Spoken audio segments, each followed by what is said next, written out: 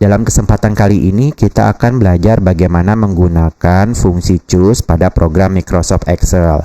Pertama-tama kita berkenalan dulu ya, untuk kegunaan dari fungsi choose itu sendiri adalah untuk memilih salah satu nilai dari sekumpulan argumen nilai yang diberikan berdasarkan nomor indeks atau urutan tertentu.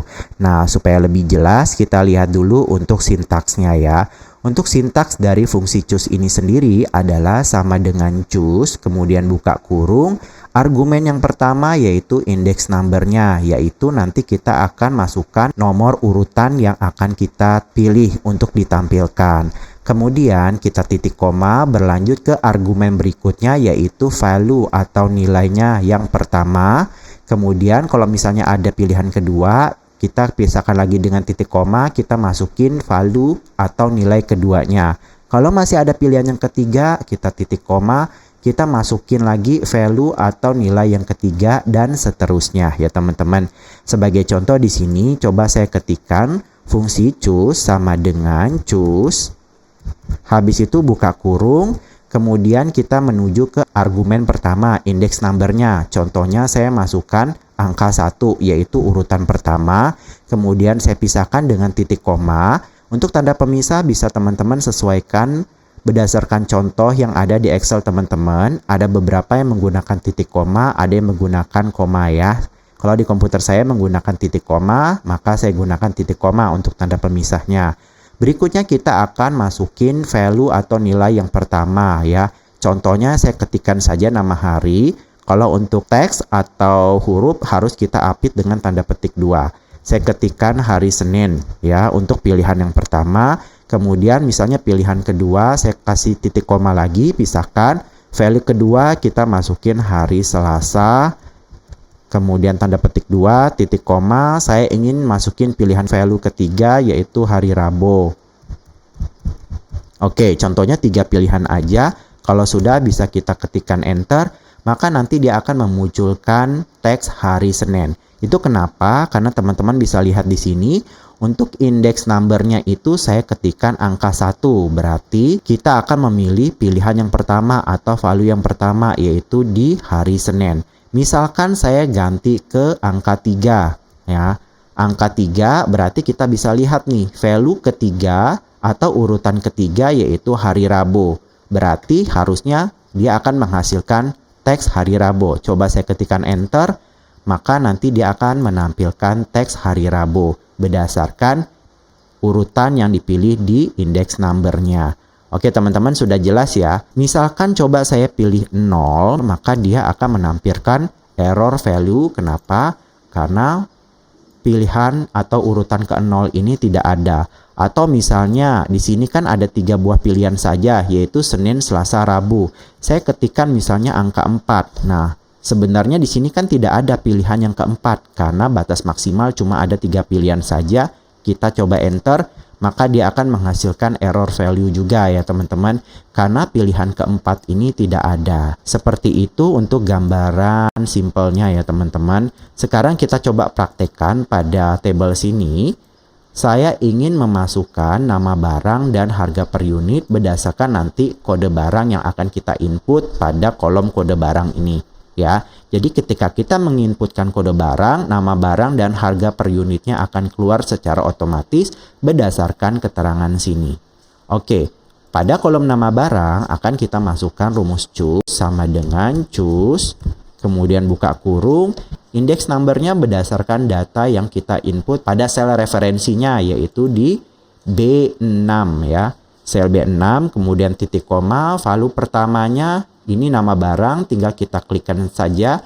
Untuk value pertama yaitu kacamata. Kemudian titik koma, value kedua dompet, dan seterusnya kita klik satu persatu ya. Kalau sudah kita klik satu persatu nama barangnya, bisa kita enter. Ini hasilnya value, kenapa? Karena tadi pada index number-nya ini berdasarkan data yang diinput pada sel referensi di B6. Makanya kita tinggal masukin aja, karena ini masih kosong. Saya masukin misalnya kode kedua. Kita enter, maka dia akan menampilkan nama barang dompet sesuai dengan keterangannya. Untuk kode 2, nama barangnya adalah dompet. Lalu untuk harga per unit juga sama, saya gunakan fungsi choose sama dengan choose, kemudian buka kurung. Untuk argumen pertama, index number-nya berdasarkan data yang kita input pada sel referensi di sel B6.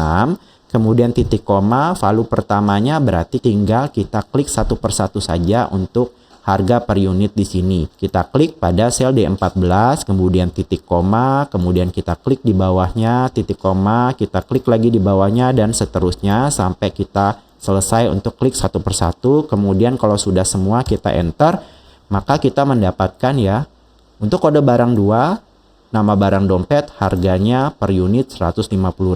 Jadi sesuai ya. Coba saya ganti misalnya kode barangnya 5.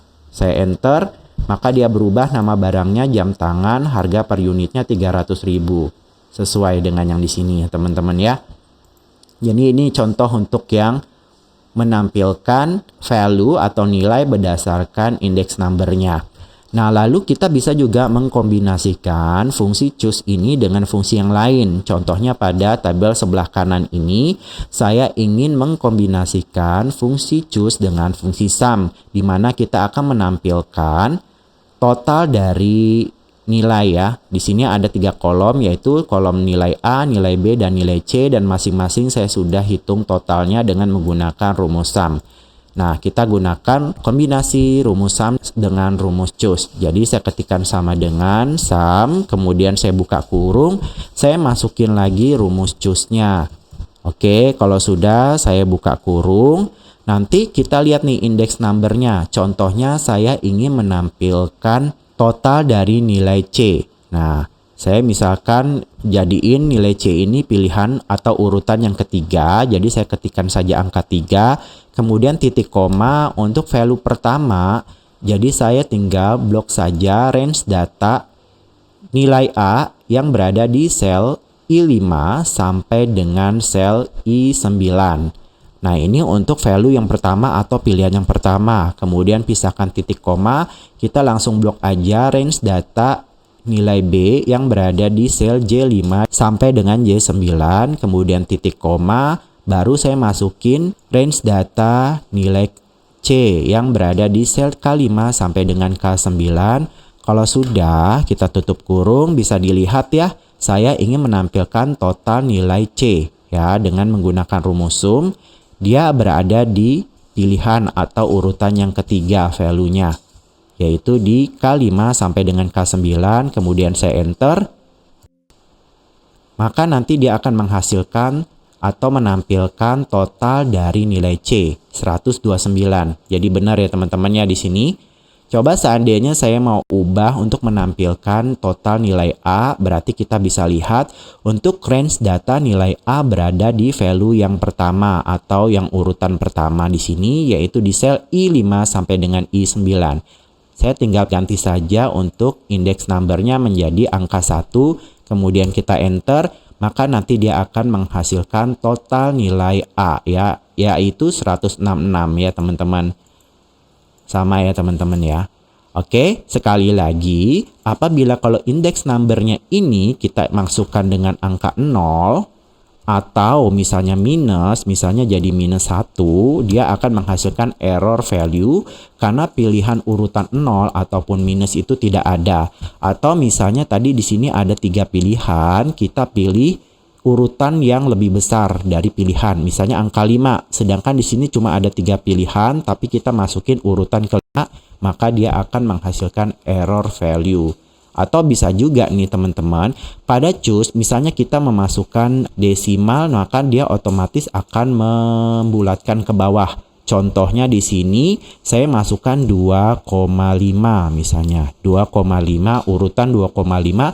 Seharusnya dia akan otomatis memilih pilihan yang kedua, yaitu nilai B ya. Coba kita enter. Nah, dia akan menghasilkan 113 nilai B. Padahal kita memasukkannya angka pecahan desimal. Jadi dia akan otomatis mengurutkan ke bawah, membulatkan ke bawah maksudnya. Jadi dia akan mengambil urutan yang kedua, yaitu total nilai B. Seperti itu. Jadi seperti itu bagaimana cara menggunakan fungsi choose pada program Microsoft Excel. Terima kasih sudah menonton video ini, semoga bermanfaat dan jumpa lagi di video-video mendatang di channel ini. Bye!